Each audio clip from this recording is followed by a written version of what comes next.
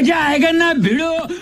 का हो मोबाइल में चला हुआ कुछ सुना हुआ ना तेरी हाँ हाँ हाँ हाँ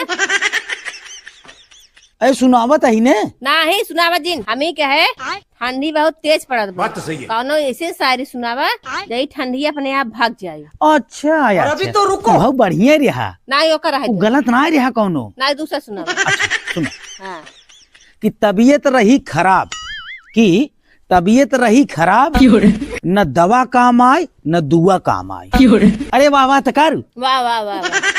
हाँ कि तबीयत रही खराब अभी तो रुको न दवा काम आए न दुआ काम आए। मजा आएगा। महाराजगंज गए ठीकिया पे 2 पैक मारे तब आराम आए।